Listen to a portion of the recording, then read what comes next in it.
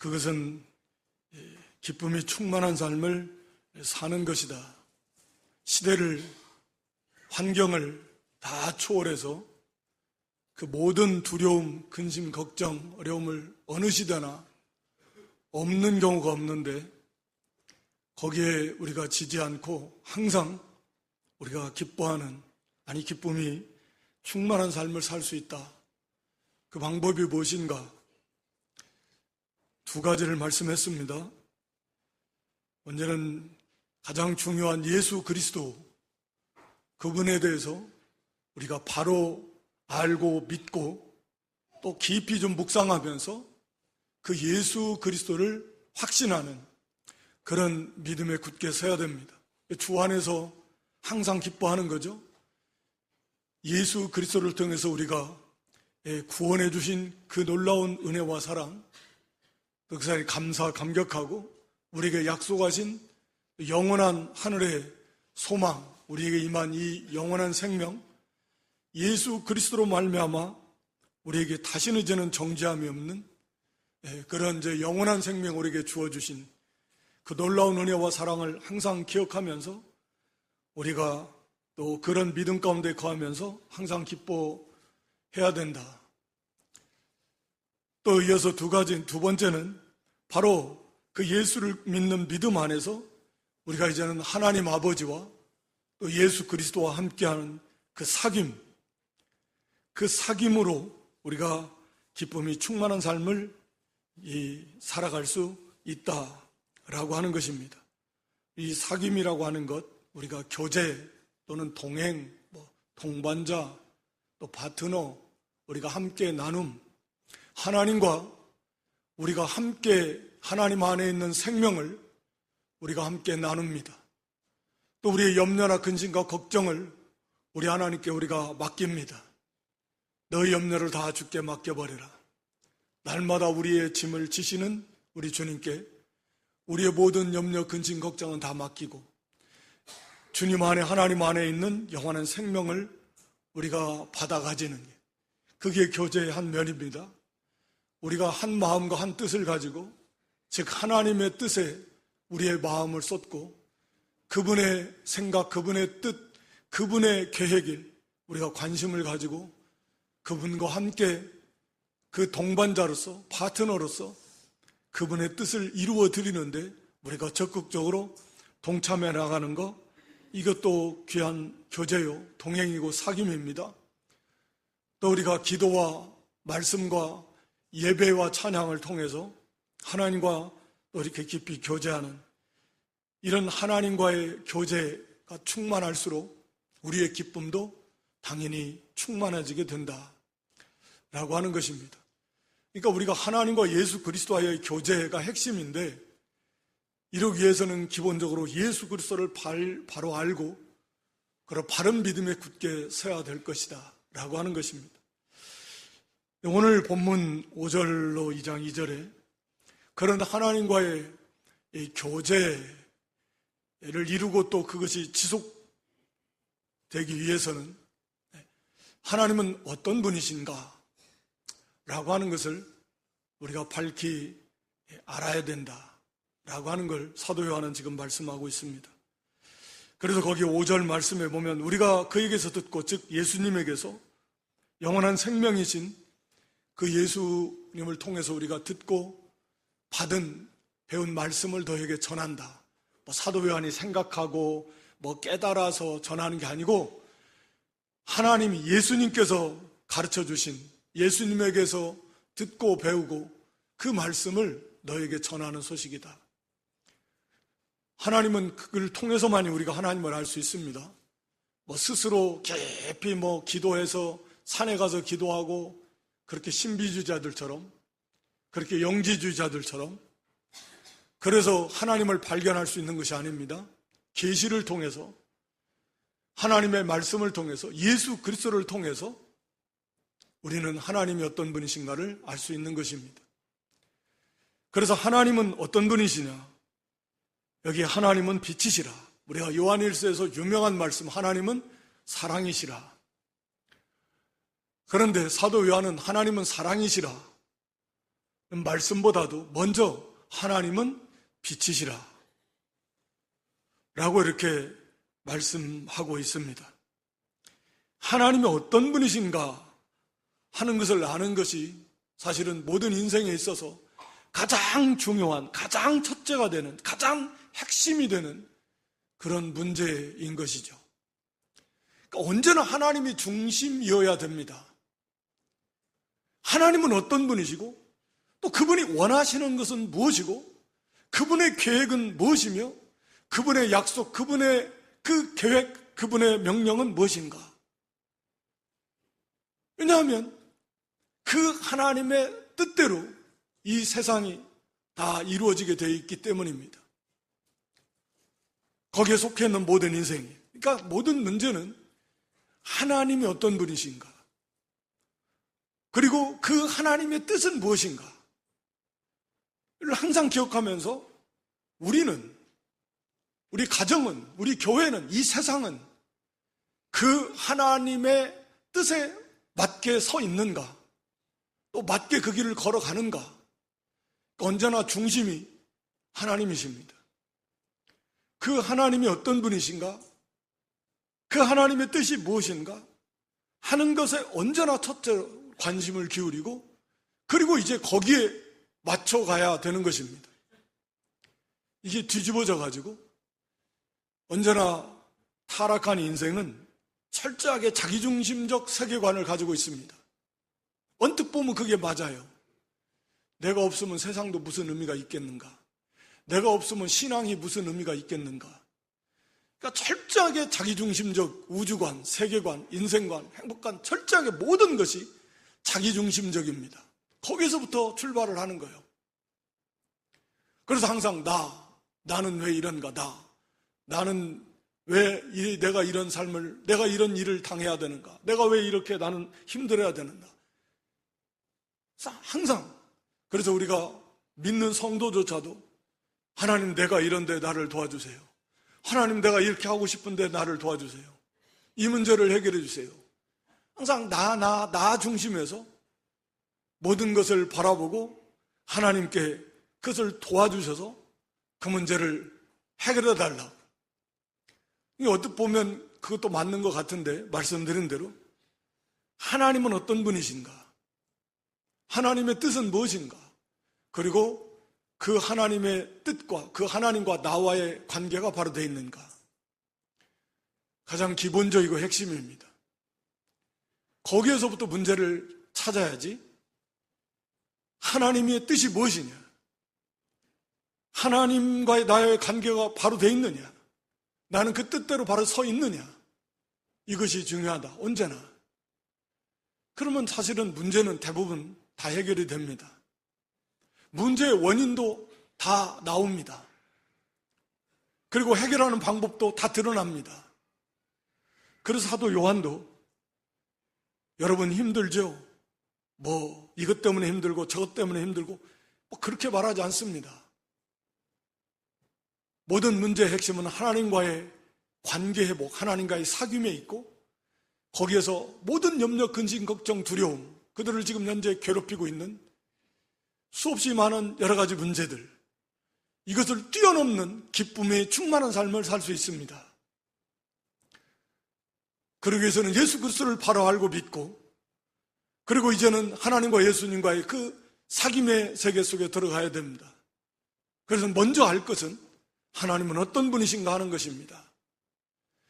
여러분이 이런 문제 저런 문제 사람마다 환경이 다 다르고 처한 문제들이 다 할 수 있지만 그러나 그 모든 것들을 초월해서 우리는 하나님이 어떤 분이시고 그걸 우리가 바로 알아서 그 하나님과의 교제만 온전히 이루어진다라고 하면 여러분들이 지금 어떤 문제를 겪고 있든지 어떤 어려움 속에 처하고 있든지 그것을 다 뛰어넘는 그런 기쁨과 평강의 삶을 살 수 있습니다.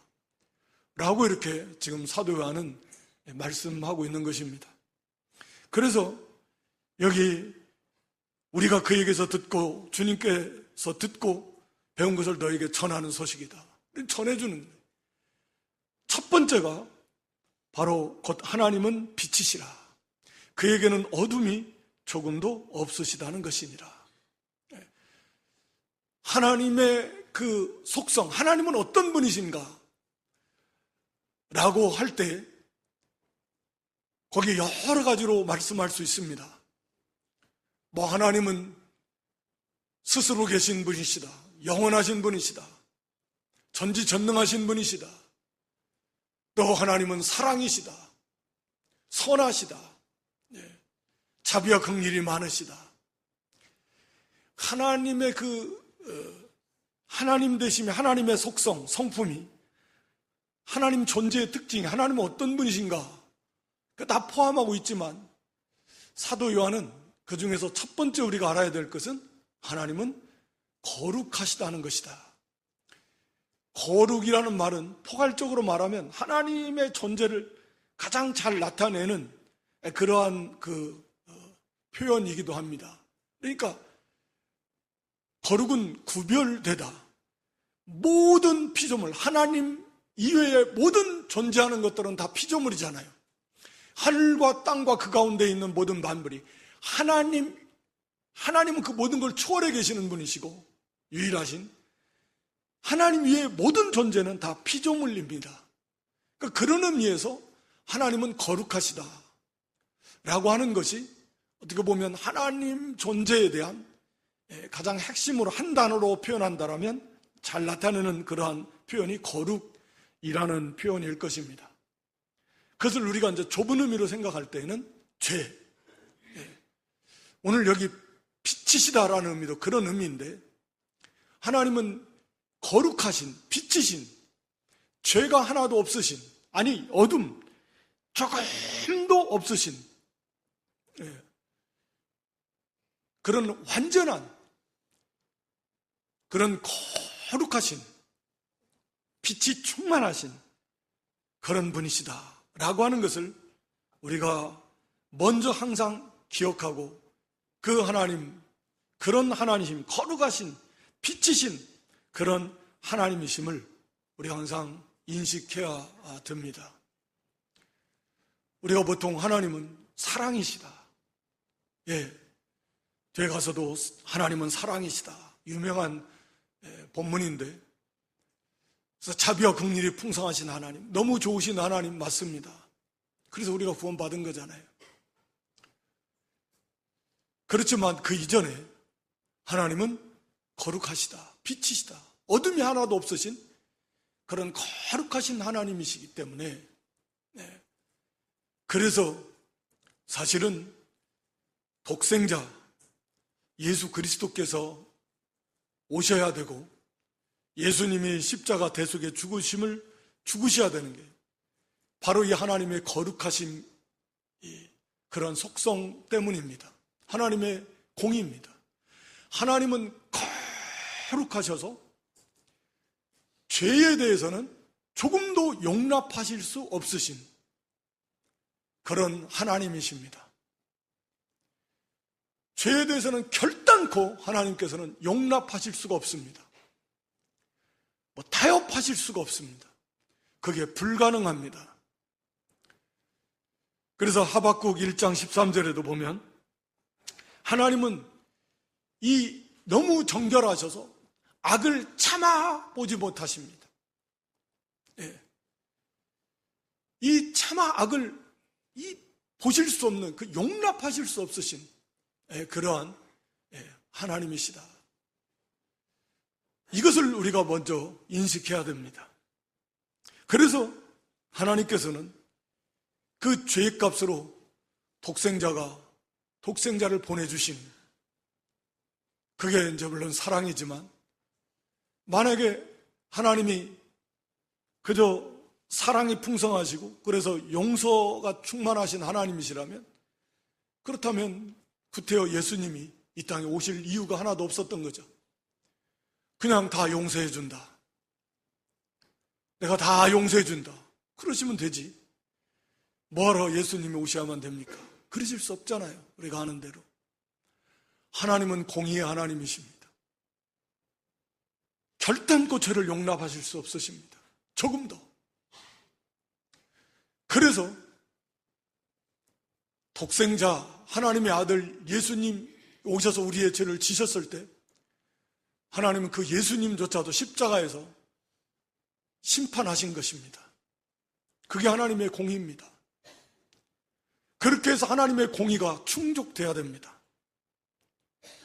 죄에 대해서 완전히 철저하게 심판하시는 하나님의 공의가 예수 그리스도의 십자가에서 만족되어진 거죠. 물론 그 이면에 그게 하나님의 사랑과 공의가 완전히 드러난 게 예수님의 십자가시지만, 그렇게 해서 우리의 죄가 그렇게 해결이 된 것입니다. 자, 그런 하나님과 우리가 이제 교제하려면, 그 하나님과 우리가 사귀어 나가려면 어떻게 해야 되겠는가? 하나님은 그렇게 죄에 대해서 정말 진노하시는, 죄를 조금도 용납하시지 않는 그러한 빛이신 그런 하나님이신데, 어둠이 조금도 없으신 그런 하나님이신데, 이걸 우리가 먼저 항상 인식해야 된다. 그러니까 우리가 그런 하나님과 교제하려면 당연히 따라오는 게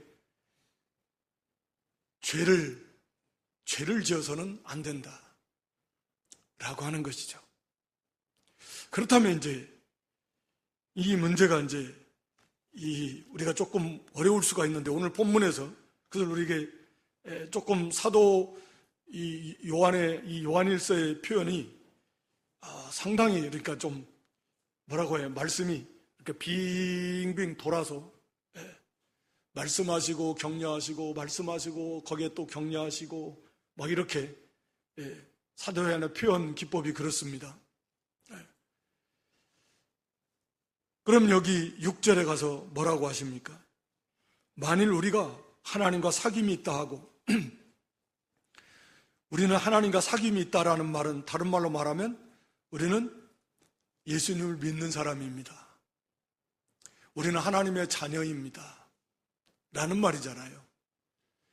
우리가 하나님과 사귐이 있다, 성도라는 말입니다. 우리가 구원받았다라는 말입니다. 즉 성도는 하나님과 사귀는 사람이다 라는 말이죠. 그러니까 만일 우리가 하나님과 사귐이 있다 하고, 이 말은 나는 예수 믿어서 구원받은 사람입니다, 나는 하나님의 자녀가 된 사람입니다 라는 그런 뜻이라는 겁니다. 그렇게 말하면서 그러면서 어둠에 행하고 어둠에 행한다라고 하면 그 사람은 거짓말을 하는 것입니다. 다시 말하면 하나님과 사귐이 있다, 나는 구원받은 하나님의 자녀입니다 라고 하는 말은 거짓말이라는 겁니다. 그 사람은 구원받은 사람이 아니라는 겁니다. 그러니까 이제 그러면 이게 좀 어려운 말씀이 되는 거죠. 아니, 우리가 하나님을 섬긴다, 하나님과 사귐이 있다, 하나님을 섬긴다라고 하는데, 그러면 어둠 가운데 행한다라는 말은 도대체 그럼 뭔 말인가? 어둠은 우리가 아는 대로 이건 뭐 하나님을 떠난 세계인데, 그러면 죄를 말하는 건데, 그러면 죄를 지으면 그러면 뭐 하나님의 백성이 아닌가? 다른 가르침과 이게 부딪히는 거죠. 그럴 수 없죠.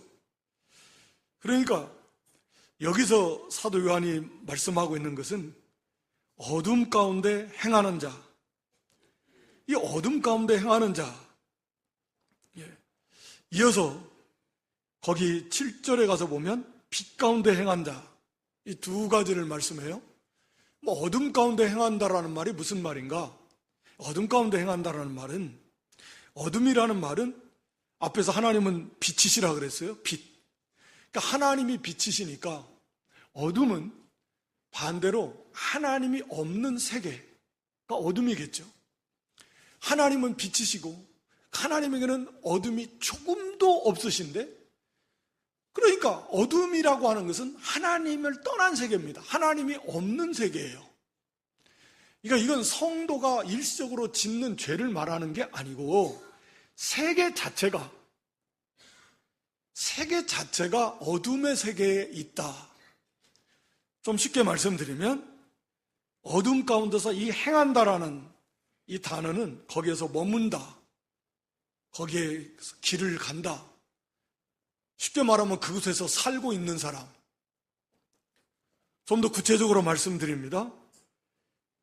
우리가 이 세상 사람들을 나타내는 표현이기도 한데, 어둠에 하나님이 없다라고 하는 그런 세계 속에서 그런 사고방식, 그런 생각을 갖고서, 그런 가치관을 갖고서 그런 인생의 목표를 세우고 그러한 길을 걸어가는 사람들, 이게 어둠 가운데 행하는 사람들을 말씀하고 있습니다. 하나님은 없어요. 하나님 빛이신데, 어둠이 조금 더 없으신데 어둠 속에서 머물고 있는 사람들, 그래서 하나님이 없다라고 하는 그러한 사상, 그런 생각을 가지고 철저하게 인본주의적이고 철저하게 물질 중심이고 철저하게 세상 중심적 그런 사고방식을 가지고 그것에 지배를 받으면서 그에 따른 인생의 목표를 세우고 그걸 향해서 나아가는 사람들입니다. 이 세상, 하나님을 모르는 세상 사람들의 모습, 그게 어둠 가운데 있는 겁니다. 우리가 시편 1편 1절에 보면 이것을 잘 나타내고 있는 거죠. 복 있는 사람, 성도입니다. 여기서 복 있는 사람이라는 성도들을 말해요.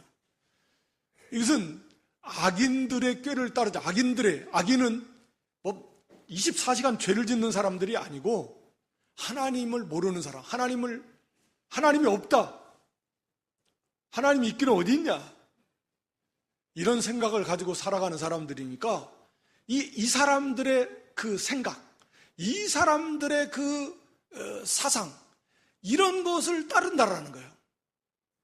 그리고 죄인들 마찬가지입니다. 하나님을 모르는 사람들이 그런 걸어가는 그 길을 같이 걸어가면서 오만한 자, 그들이 앉은 그 죄악된 자리에서 그 죄의 악이 인격화되고 체질화된 그러한 자리에 앉아있는 그런 사람들이 아니다. 우리 성도는 그런 사람들이 아닙니다. 오늘 여기 본문에 돌아와서 그렇게 하나님을 섬긴다, 나는 하나님을 섬긴다라고 하면서 죄를 하나도 안 짓는다라는 게 아니라 아예 그 사고방식이나 생각이 철저하게 물질 중심이고 세상 중심이고 그 사람의 목표가 철저하게 세속적이고 그리고 그것만을 향해서 한다라고 하면 그 사람은 구원받은 사람이 아니다. 그건 거짓말하고 있는 사람이다 라고 하는 것입니다. 우리도 물론 죄를 집니다. 그러나 아예 이 생각 자체가, 가치관 자체가, 사고방식 자체가 철저하게 물질 중심이고 사람 중심이고 세상 중심이다. 교회는 실제로 다니면서 그러면서 그런 목표를 가지고서 그런 방식으로 그러한 삶을, 그 길을 걸어간다라고 하면 그 사람은 구원받은 사람이 아닐 것이다. 이 포괄적인 근본적인 그러한 모습을 말씀하고 있는 겁니다. 그러나 반대로 여기 7절에 그가 빛 가운데 계신 것처럼, 우리 하나님께서 빛 가운데 계신 것처럼, 빛이신 것처럼 빛 가운데 계신다라는 말씀이나 빛이시라는 말씀이나 이 원어적으로는 다 같은 말입니다. 빛이시다. 그런데 우리도 빛 가운데 행하면, 아까는 어둠인데 빛 가운데 행하면 우리는 그와 사귐이 있고, 그렇죠? 빛 가운데 행하는 사람은 우리가 서로 사귐이 있습니다. 하나님과 사귐이 있는 사람, 예수님과 교제하고 있는 사람, 즉 그 사람은 구원받은 사람이다. 그럼 여기서 빛 가운데 행한다라고 하는 것은 뭔 것인가? 이것도 똑같은 개념입니다. 빛의 나라에서 살고 있는 사람입니다. 빛의 영향을 늘 받고 있는 사람입니다. 아까 어둠 속에서 있는 사람은 빛이 전혀 없는 그러한 생각, 그러한 사상, 그런 가치관 가지고 그러한 삶을 살아가고 있지만 이 빛 가운데 있는 성도는, 사람은 빛의 영향을 받고 있어요. 그 사람의 생각과 사고방식과 가치관에 하나님의 말씀의 빛이 들어가 있습니다. 그 사람의 마음과 양심에 하나님의 말씀의 빛이 비추어져 있습니다. 물론 영이 중생에 있고 그 빛이 비추어져 있고 성령이 임재해 계시고 그렇기 때문에 비록 부족합니다. 그러나 그 사람은 늘 그 빛의 영향을 받으면서 그렇게 걸어가는 것입니다.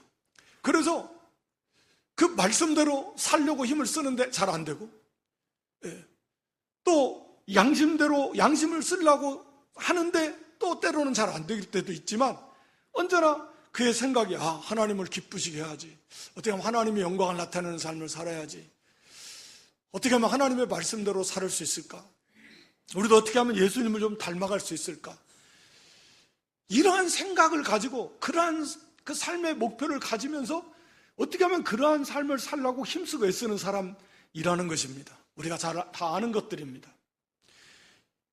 오늘 사도 요한도 다 똑같은 거예요. 사도 바울을 통해서 주시는 말씀이나 사도 요한을 통해서 주시는 말씀이나 사실은 같은 건데, 그래서 언제나 그 하나님, 그 예수 그리스도의 말씀을 통해서 성령의 조명을 통해서 삶의 영향을 받고 있고, 그래서 그 길을 걸어가려고 하는 사람이에요. 이게 빛 가운데 행하는 사람이에요. 그래서 실제로 그렇게 그 길을 걸어가는 사람이에요. 완전한 걸 말하는 건 아니에요. 실제로 그렇게 말씀대로 사는 사람이고, 가다가 넘어지기도 하고 하지만, 주저앉기도 하고 벗어나기도 하지만 그런 것입니다. 그래서 우리가 그 골로새서 1장 13절에 보면 우리를 흑암의 권세라는 건 왕, 통치를 말합니다. 흑암의 통치, 즉 사탄의 왕국, 사망이 왕노릇하는 그 흑암의 나라에 있었던 우리를 그의 아들의 나라는 왕국입니다. 그 사랑의 아들, 그리스도의 왕국, 그리스도가 왕인 그 나라로 옮겼다. 흑암의 권세나 아들의 나라나 그 개념은 같아요. 흑암의 나라에서 사랑의 아들의 나라, 빛의 나라로 우리를 옮기셨어요. 그러니까 이 나라에 있다가 저 나라로 가고 왔다 갔다 하는 게 아닙니다. 근본적인 차이점이에요.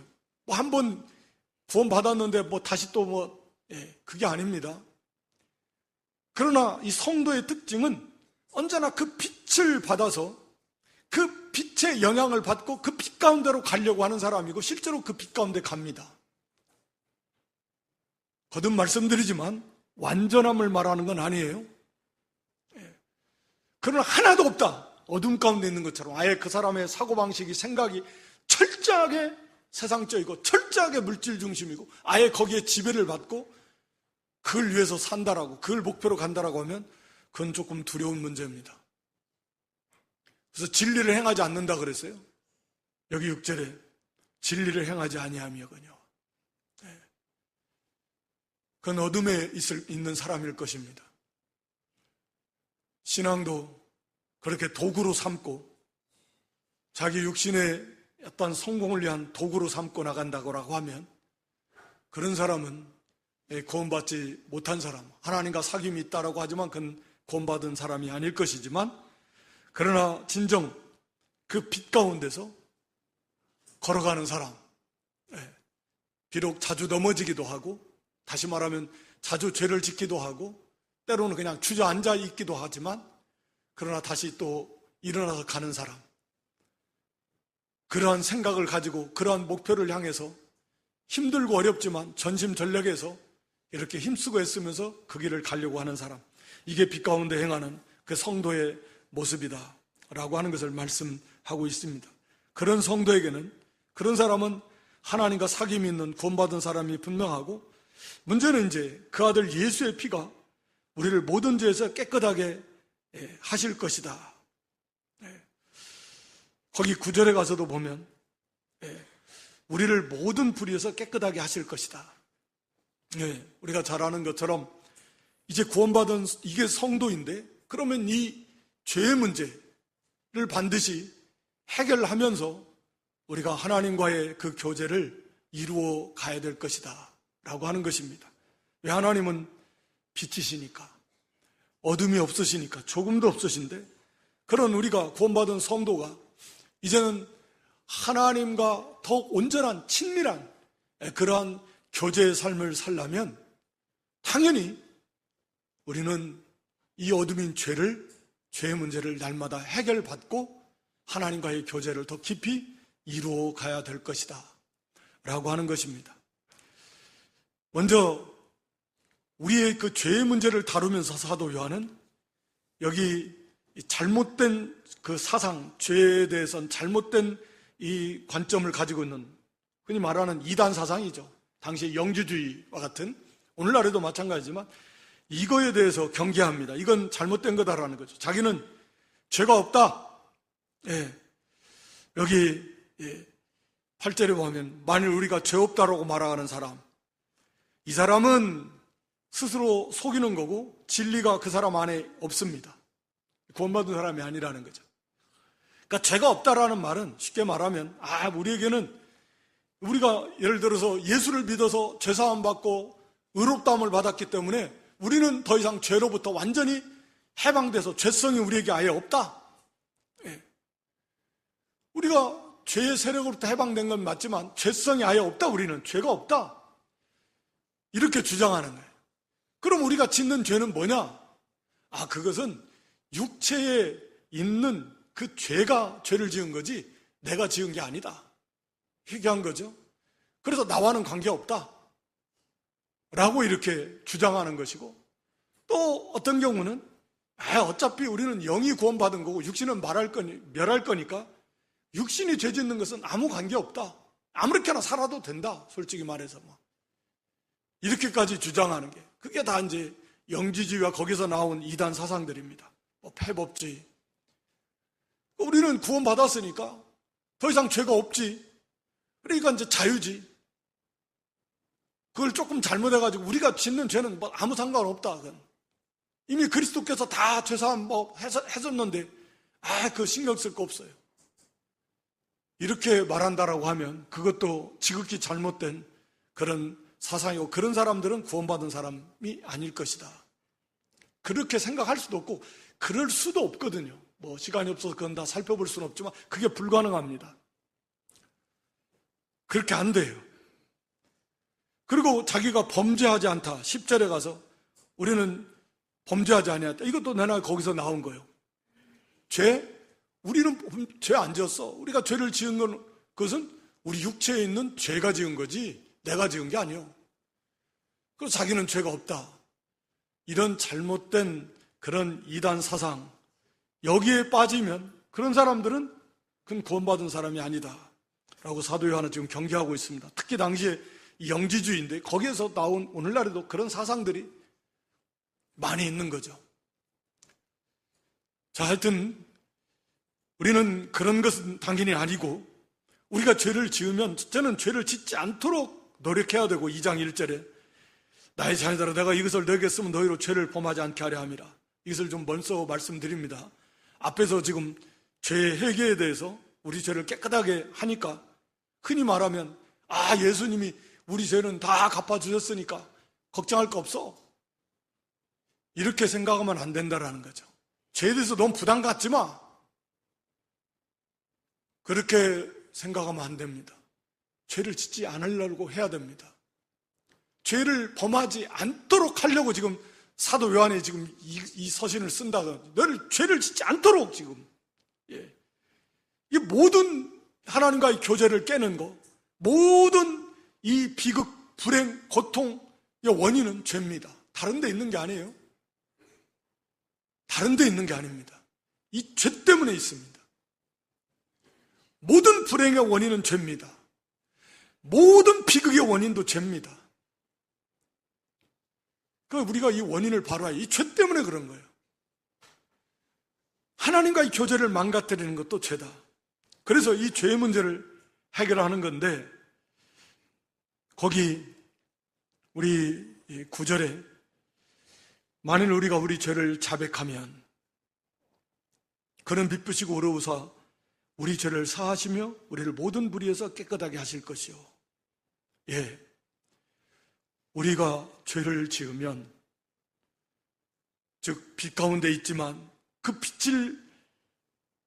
비춤을 받고 있기 때문에 자기가 죄인임을 깨닫게 되고 죄를 지었다라는 것을 의식하게 되는 거잖아요. 사실은 자기가 죄 없다라는 사람은 그 진리가 그 사람 안에 없어요. 빛을 비추지 않고 있기 때문에 자기가 죄인임을 모르는 거예요. 빛이 임하고 빛이 비추고 있다면 자기가 죄인임이 낱낱이 깨달아지는 거죠. 자기의 더러움이, 추함이, 악함이 날마다 이게 보이는데, 그게 아는데, 죄인임을 아는데 당연히 당연한 거 아니겠습니까? 그랬을 때 우리는 그 문제를 가지고 하나님 앞에 나아가서 우리 죄를 자백하자. 이게 실제적으로 굉장히 중요합니다. 여러분, 죄를 하나님 앞에 자백하십시오. 구체적으로 조목조목 뭉뚱그려서 하지 말고, 물론 대표적 기도할 때는 그렇게밖에 할 수 없겠지만 이거 사람 앞에서 하는 게 아닙니다. 물론 우리가 사람에게 죄를 지었으면 그 사람 앞에 가서도 자기 죄를 고백해야 되겠죠. 그러나 이것을 무슨 사람들 앞에서 공개적으로, 그것은 성경적이지도 않고 성경에서 그렇게 말하는 데는 없습니다. 야고보서에서 말씀하고 있는 것도 그런 말씀이 아니에요. 그러니까 죄를 만인 앞에서, 그냥 교회 앞에서 다 고백해야 된다. 오늘 본문 말씀도 그 말씀 아닙니다. 우리가 하나님 앞에 죄를 지었으면 하나님 앞에 가서 고백을 하는 거고, 사람에게 죄를 지었으면 하나님 앞에 고백하고 그 사람 앞에 가서 고백하고 하면 되는 거지. 무슨 죄를 사람 앞에서 막, 그거 아닙니다. 그렇게 주장하는 사람들이 있어요. 그거 아닙니다. 그러나 우리가 하나님 앞에 고백할 때 하나님을 의식하면서 낱낱이 조목조목 구체적으로 소리를 내서 그렇게 하나님 앞에 내놓으시기 바랍니다. 그러면, 자백하면, 그리고 하나님 용서를 구하면 하나님은 미쁘시고 의로우사 우리 죄를 사해 주실 것입니다. 모든 불의에서 우리를 깨끗하게 하실 것입니다. 그 아들 예수의 피가 7절에 보면 그 아들 예수의 피가 우리를 모든 죄에서 깨끗하게 하실 것이다. 우리가 예수 그리스도를 믿음으로 또 그 믿는 그 순간에 우리의 죄는 다 해결이 됐습니다. 그래서 의롭다함을 받았어요. 근데 엄밀하게 말을 하면 우리가 앞으로 아직 짓지 않은 죄의 문제는, 그건 아직 어떻게 보면 해결이 됐지만 사실은 해결이 아직 안 됐어요. 왜? 죄를 아직 안 지었는데 무슨 해결이 돼요? 죄를 지은 건 해결이 됐고 완벽하게. 그러나 앞으로 지은 죄, 지금 내가 죄를 짓고 앞으로 지을 죄도 큰 틀에서 그리스도 안에 있기 때문에 해결이 되지만, 그것은 엄밀하게 말하면 여기서 해결될 것이다. 네. 여기 깨끗하게 될 것이다. 이렇게 표현합니다. 우리가 하나님 앞에 그 죄를 고백할 때 하나님은 미쁘시고 의로우셔서 용서해 주십니다. 여러분, 다시 한번 말씀드립니다. 죄는 하나님 잘못했습니다, 용서해 주세요 한다고 해결되는 게 아니에요. 그러면 예수님이 죽으실 필요가 없다니까요. 그냥 하나님 잘못했습니다, 용서해 주십시오. 그래서 하나님 용서해 주실 것 같으면, 그러면 예수님이 십자가 지실 이유가 없는 거예요. 우리가 하나님 잘못했습니다, 우리 죄를 낱낱이 고백할 때 하나님 용서해 주시는 것은 바로 예수님의 십자가의 피의 공로가 있기 때문에, 그 영원한 효력 있는 그 공로, 그게 있기 때문에 그걸 용서해 주시는 것이고, 오늘 대언자가 있습니다. 2장 1절에 대언자는 예수 그리스도, 대언자라는 말은 보혜사라는 말과 같은데, 대언자, 우리가 죄를 지으면 우리를 위한 대언자가 있다. 아버지 앞에서 우리에게 대언자가 있으니 곧 의로우신 예수 그리스도. 자, 우리가 죄를 지으면 아버지 앞에서 우리에게 대언자, 우리를 대변해서, 우리를 대표해서 하나님 앞에 대신 말씀드려주시는, 또는 변호해 주시는 그런 예수님이 계십니다. 대언자가 계십니다. 물론 하나님은 우리를 어떻게 하면 막 벌을 줄까, 그런 분이 아닙니다. 하나님의 공의로우신 하나님이시기 때문에 대언자를 세우신 분이 하나님이신데 그 앞에서 우리 예수님께서 우리를 위해서 대언해주고 계시다. 우리가 죄를 지으면. 그랬잖아요. 여기 2장 1절에. 네. 만일 누가 죄를 범하여도, 그러면 이게 지금 성도를 향해서 하는 말인데 이미 다 예수를 믿은 성도이고 다 의롭다함을 받은 그런 하나님의 백성인데, 근데 뭐 여기서 사도 요한이 왜 이런 표현을 쓰는가? 그럼 누가 죄를 범하면 그때 대언자가 있다 해요. 하늘 보좌에서 하나님과 마주 보고 계시는 영광의 주님께서 대제사장으로서의 사역을 끊임없이 감당하고 계시면서 우리가 이 땅에 믿는 자녀들이 여기서 죄를 지으면 하나님 하늘 보좌에서 우리 주님께서 아마 우리를 대언해서 하나님 앞에 말씀드리시는 겁니다. 뭐 구체적으로 그 내용은 우리는 알 수 없습니다만 큰 틀에서는 그거예요. 하나님, 아버지, 뭐 아버지 하나님 뭐 할 수도, 제가 저를 위해서 십자가에서 피 흘려서 그 죄값을 다 갚아주셨고 아버지의 공의를 만족시켜드려, 그러니까 제 죄를 용서해 주시옵소서 라는, 뭐 큰 틀에 보면 그런 내용이겠죠 라고 하늘 보좌 우편에서 우리 예수님께서 그렇게 우리를 위해서 대언해 주시고 아버지께서는 미쁘시고 의로우셔서 그 약속대로 그의 죄를 용서해 주시는 것입니다. 그러니까 우리는 이 땅에서 여기에서 하나님 앞에서 우리의 죄를 자백하고, 그러나 하늘 보좌 우편에서 우리의 대언자 되시는 그 예수님께서 우리의 이 자백의 기도를 또 들어서 거기에 예수님의 십자가, 영원한 혈액 있는 그 십자가의 그 공로를 거기에 덧붙여서 아버지 앞에 아랠 때 아버지께서는 그것을 깨끗하게 말하자면 용서해 주신다. 우리가 완전히 다 이해할 수 없는 거룩한 신비지만 우리의 그 죄의 문제가 이렇게 해결이 된다 그 말입니다. 성령께서는 우리 안에 계셔서 우리를 위해서 중보하시고 성자께서는 하늘보좌 우편에서 우리를 위해서 중보하시는, 우리 이브리 7장 25절에 영원한 대제사장 말씀하고 있는 거, 하나님께 나아가는 자들을 친히 구원하실 수 있다. 항상 살아계셔서 대제사장으로서의 사역을 감당하시고 계시는, 이게 지금 그 말씀이거든요. 이 대언자가 계셔서 우리의 죄가 이렇게 하나님 앞에 용서받는 것은 그냥 거저 그렇게 되는 게 아니고 우리는 낱낱이 하나님 앞에 가서 우리 죄를 자백합니다. 그리고 용서를 구합니다. 하나님 하늘보좌 우편에 계신 대언자 되신 중보자 되시는 우리 예수님께서 그 예수님의 영원한 십자가의 공로를 가지시고 아버지 앞에 말씀드리고 아버지께서는 그것을 기쁘게 받으시고 깨끗하게 용서해 주신다 라고 하는 것입니다. 그렇게 해서 우리의 죄의 문제가 깨끗하게 해결이 되고 다시 하나님과의 교제가 온전히 회복이 되어서 그 하나님과의 깊은 교제의 세계를 끊임없이 이어져 갈 수 있다라고 하는 것이죠.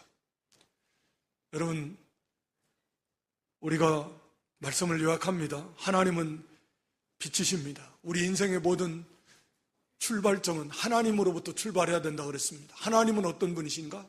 하나님의 뜻은 무엇이고 하나님의 계획은 무엇이고 하나님 무엇을 요구하시는가? 하나님은 어떤 분이신가? 사도 요한은 하나님은 빛이시다, 거룩하시다, 어둠이 조금도 없으시다. 그러므로 우리는 빛 가운데 가는 하나님의 백성은 하나님과 사귀는 자이고, 그건 빛 가운데 거하는 자들이 하나님의 빛을 받아서, 예수 그리스도의 빛을 받아서, 성령과 말씀의 빛을 받아서 우리의 마음과 생각과 사고와 가치관의 영향을 받아서 그 길을 걸어가려고 힘쓰고 그 길을 걸어가는 사람들, 그리고 하나님과의 교제를 이루어가는 사람인데, 그런데 이 죄의 문제는 어떻게 해결해야 되는가?